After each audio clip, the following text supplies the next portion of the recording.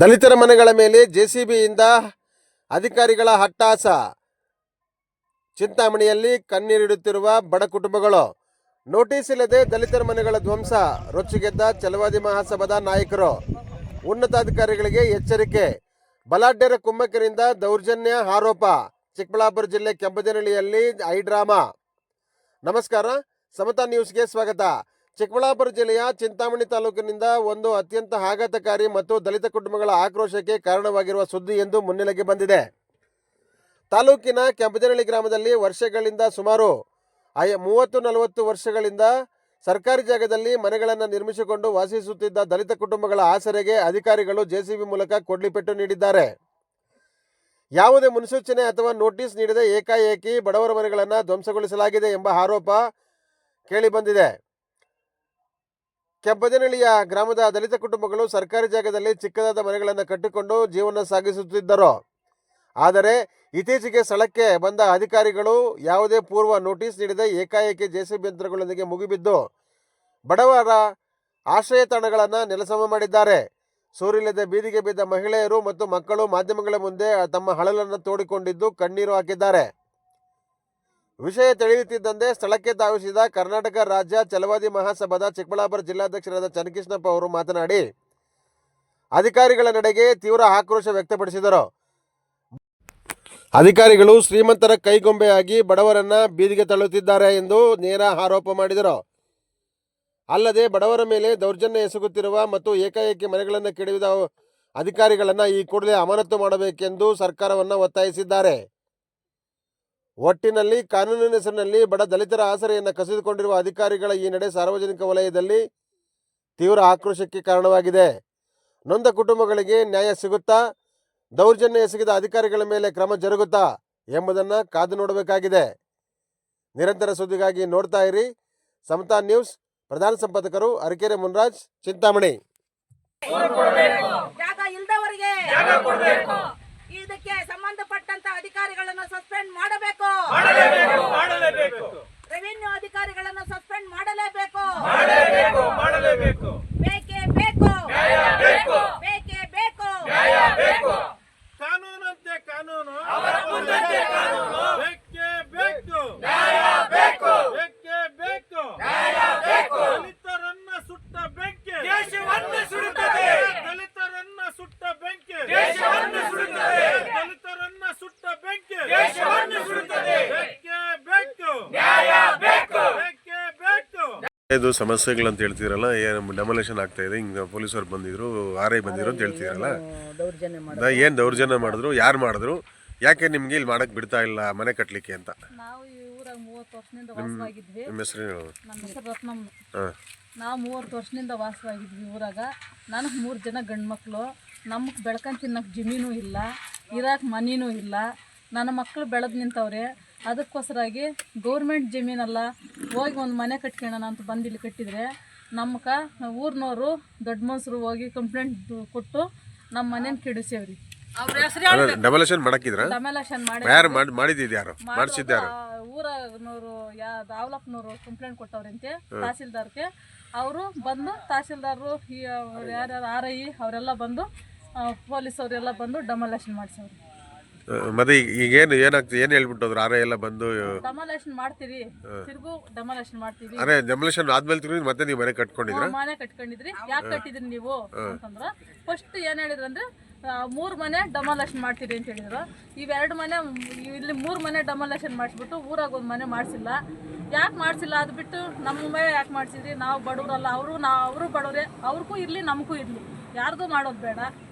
ನಾವು ಬಡವ್ರು ತಾನೆ, ಬಡವ್ರು ಕಟ್ಕೊಂಡ್ರೆ ನಿಮ್ಗೇನು ಕಷ್ಟ ಅಂತ ನಾವು ಮನೆ ತಿರ್ಗಾ ಕಟ್ಟಿದ್ವಿ.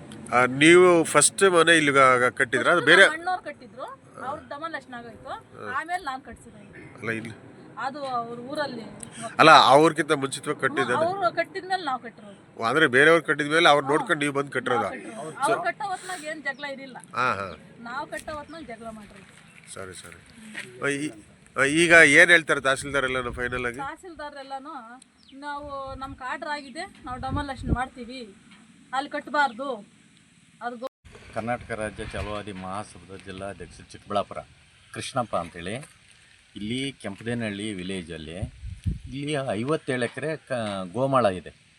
57 ಸರ್ವೆ ನಂಬರ್ ಗೋಮಾಳದಲ್ಲಿ ಆವಲಪ್ಪ ಎಂಬವರು 11 ಎಕರೆ ನಾನು ಹೊಂಗೆ ಗಿಡ ಹಕ್ಕುದಾರಿ ಮಾಡ್ಕೊಂಡಿದ್ದೀನಿ ಅಂತೇಳಿ ಹಕ್ಕುದಾರಿ ಮಾತ್ರ ಮಾಡ್ಕೊಂಡಿದ್ದಾರೆ. ಅದರಲ್ಲಿ ಹಕ್ಕುದಾರಿ ಮಾಡಿಕೊಂಡು ತಿರುಗಿ ಮತ್ತೆ ಅವರು ಪೋತಿವರ್ಸ್ ಖಾತೆ ಮಾಡ್ಕೊಂಡಿದ್ದಾರೆ. ಆ 11 ಎಕರೆನೇ ಯಾವ ಥರ ಮಾಡಿದರು?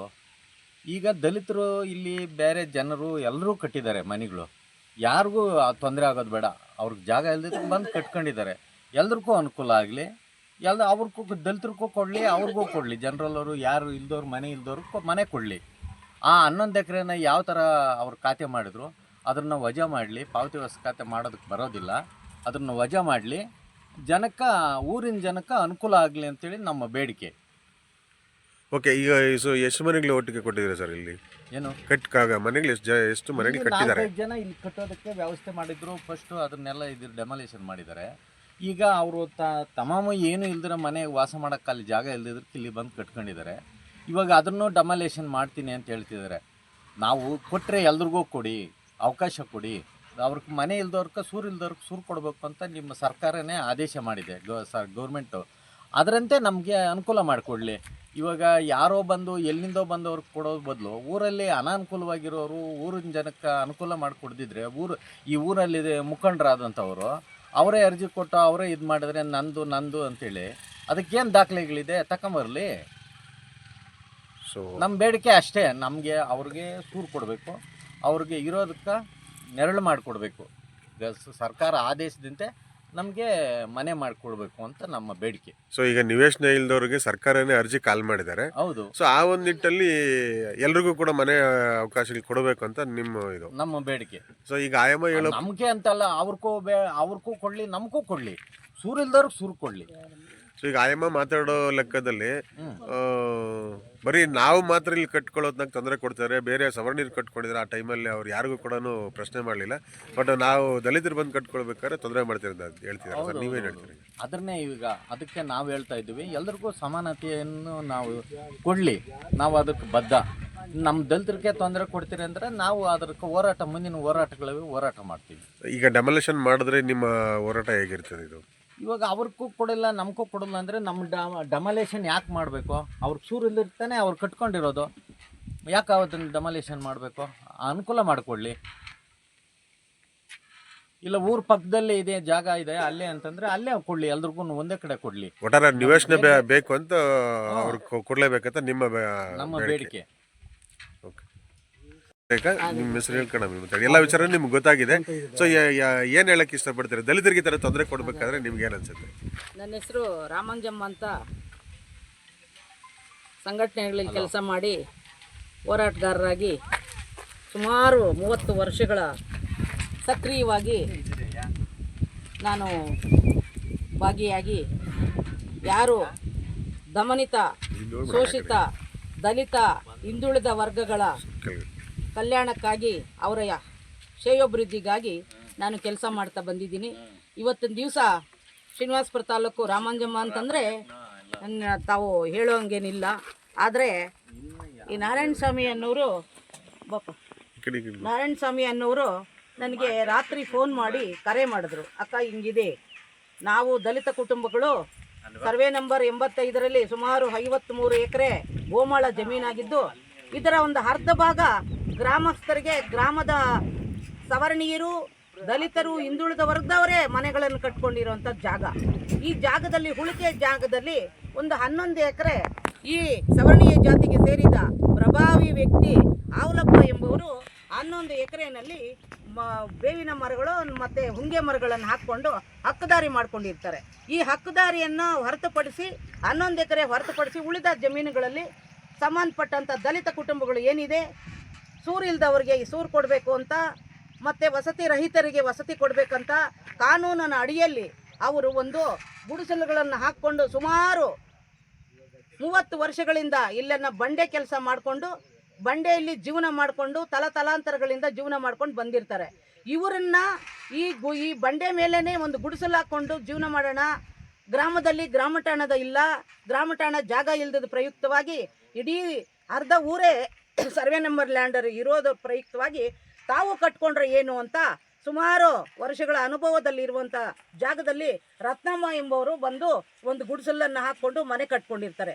ಈ ಮನೆಯನ್ನು ಏನು ಮಾಡ್ತಾರೆ, ಸವರ್ಣೀಯರು ಸೇರಿದಂಥ ಕುಟುಂಬದವರು ಇವರೊಬ್ಬರು ಮನೆಗಳು ಕಟ್ಕೊಂಡು ಇವರು ಆರ್ಥಿಕವಾಗಿ ಬೆಳೀತಾರೆ.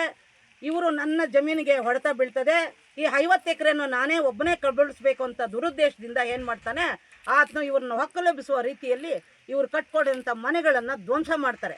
ಇದಕ್ಕೆ ಸಂಬಂಧಪಟ್ಟಂಥ ಸರ್ವೆ ನಂಬರ್ 85ಕ್ಕೆ ಸಂಬಂಧಪಟ್ಟಂಥ ರೆವಿನ್ಯೂ ಅಧಿಕಾರಿಗಳು, ತಹಸೀಲ್ದಾರ್ ಆಗ್ಬೋದು, RI ಆಗ್ಬೋದು, VA ಆಗ್ಬೋದು, ಸಂಬಂಧಪಟ್ಟಂಥ ಅಧಿಕಾರಿಗಳ ವರ್ಗ ಏನು ನಿಯೋಜನೆಗೊಂಡಿರ್ತಾರೆ, ಇವರು ಯಾವ ಆದೇಶನೂ ಇಲ್ಲದೆ ಇವರೇ ಕಾನೂನನ್ನು ಕೈಗೆತ್ಕೊಂಡು ಇವರನ್ನು ಒಕ್ಕಲೆಬ್ಬಿಸಿ ಧ್ವಂಸ ಮಾಡಿ ಸುಮಾರು ಲಕ್ಷಾಂತರ ರೂಪಾಯಿಗಳನ್ನು ನಷ್ಟ ಮಾಡಿರ್ತಾರೆ.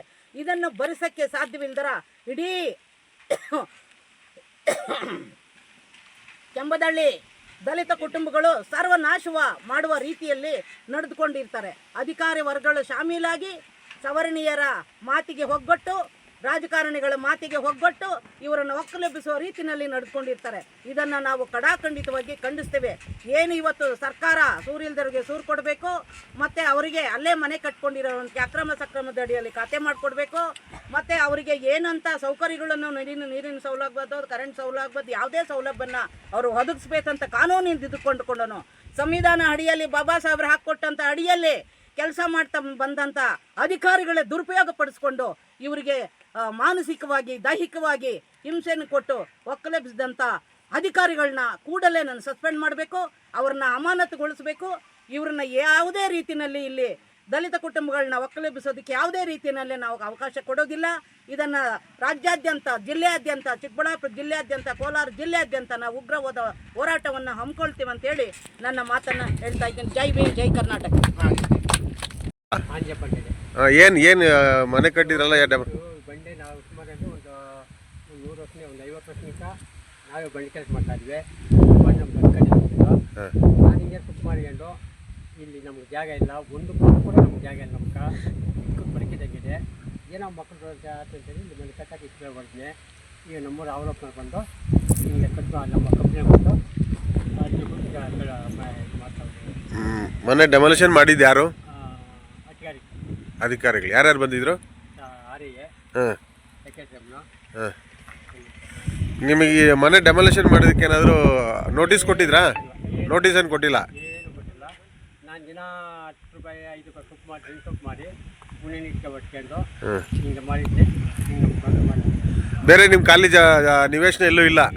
ಇದೆಯಾ? ಇಲ್ಲ. ಬರೀ ಗೌರ್ಮೆಂಟ್ ಜನ ಎಲ್ಲರೂ ಕಟ್ಕೊಂಡ್ರಂತ ನೀವು ಕಟ್ಕೊಂಡಿದ್ದೀರ? ಕಟ್ಟಿದ್ರು. ಹಾಂ ಹಾಂ ಹಾಂ.